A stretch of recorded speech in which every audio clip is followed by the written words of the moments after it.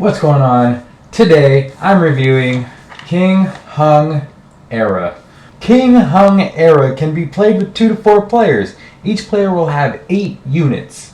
These units can be played as singles, pairs, sets of 3, or sets of 4. A set of 5 will instantly win the game.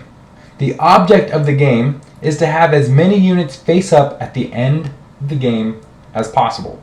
And then there's an area where you can calculate scores from there. While there is not necessarily a theme on the rulebook nor on the box, which I do want to add, is a pretty fine looking box at that, we can go ahead and assume this is about a dynasty ruling.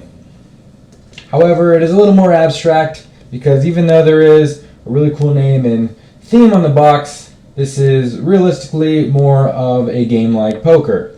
So why don't we go over how to play the game, and then I'll tell you how I feel about it. This is King Hung Era. Wow, I hope I'm saying that right. In the box, you will find player cards, which do a great job hiding the tokens and also showing you the display of all the qualified combinations for pairs, 3s, 4s, 5s, and singles. You'll also get 2 separate colors of units. Now the colors only make a difference with ranking, meaning red outshines blue. Then you got monies, because everyone likes that stuff. So let's push all this out of the way and show you how to play. So for this 2-player game, we're going to play with one of the more simple setup methods where both players just get 8 tiles. So once each player gets their 8 units, randomly of course, give each player one of these bad boys.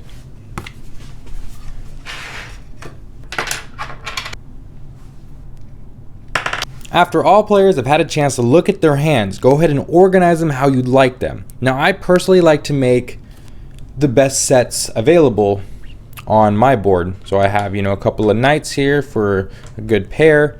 Knights here for a good pair. Now I know I have both knights as far as colors go, so I have the high rank for anything below this. I have a princess, a chandler, queen, and a bishop. Now since I'm also playing player 2, they're going to have the exact same setup as me, so that's fine. I actually have a nice little trio right here of the king, princess, and chandler, which is one of the higher ranked combinations. I have 2 pawns, a rook, and then another set of 2 rooks, both being high rank, so I can assume anything below that can't beat me. So this is going to be the call player here, which means, the lead player, which means they're going to play a set from their hand, and it has to be correct, right? They can't just say, oh, I'm going to play a pair and then play 2 cards or units that don't actually work. So I'm going to play a high ranking, I'm going to play a low ranking rook just to kind of get a feel of what they might have on their side, and if I can kind of bait out their better tiles, I could play this and win, right? So let's get this here duo out. Now, the players that aren't leads, as in this player over here, doesn't necessarily have to play a pair that works. He could play any 2 units together, and if he doesn't even want to reveal, after the reveal, he could just put them in the box. But he might, he's gonna go for it. He's gonna play 2 rooks. He's gonna play a pretty good hand here, and he's gonna hope for the best. You may also just deposit them straight into the box if you don't want to just even play at all, I guess. Once everyone's put out their cards or units, man, I need to stop doing that. The lead player is going to reveal what he has. And here you have the 2 knights, blue knights, which is a legal play because you cannot make sets with units that are different colors. So then everybody else will reveal in clockwise order. There's one other player, so let's see what he got. Whoa! He won because the rook actually ranks higher than the knight. And even if he had 2 blue rooks out, this rook would win because he has 2 red rooks out. So this guy takes these units, deposits them in the box. These units stay out, face up and out. So he actually won, so he's now the lead player. Let's just say in that same example, he thought his units weren't higher than the knight, right? You don't actually have to reveal. You could just deposit. That way you don't give away what cards you've used, just in case. So there's definitely some strategy involved. So they'll keep going. Since he won the lead, he's going to go again. He's going to play his 3 right here because 3 is really damn good. And this player is like, okay, I literally do not have a good 3 at all. So he's going to throw some cards out. He wants to keep this pair of knights because he doesn't know what the other player has, but it might work.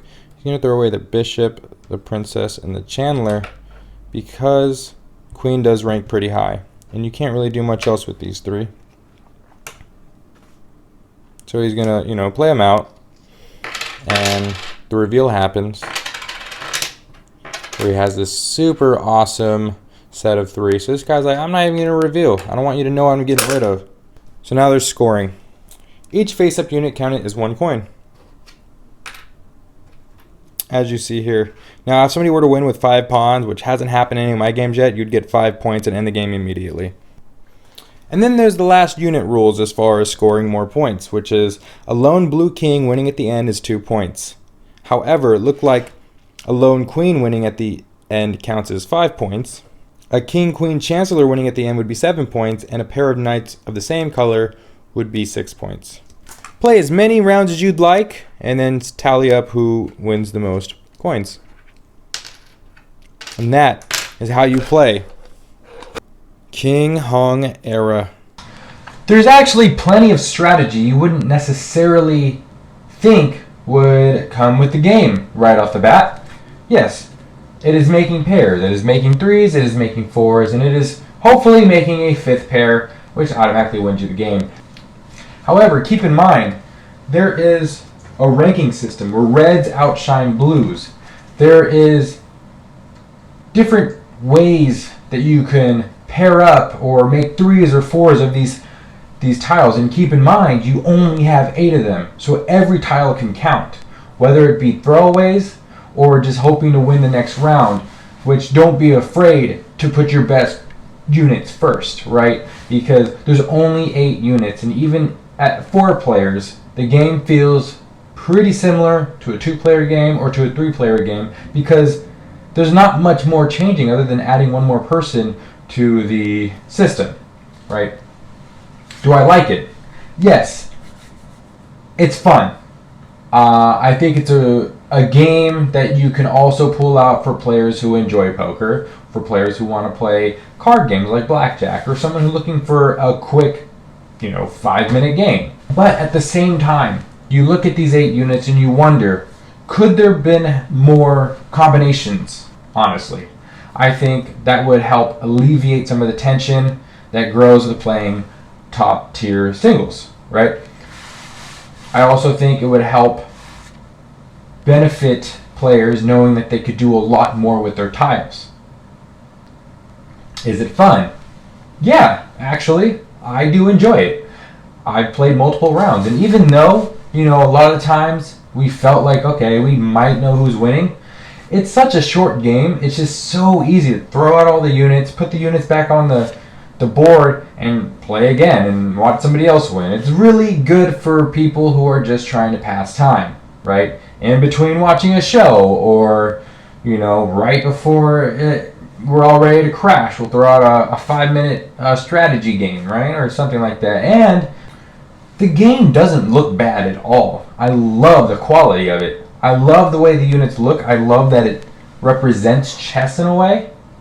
And I like that the boards do a good job hiding each other's tiles.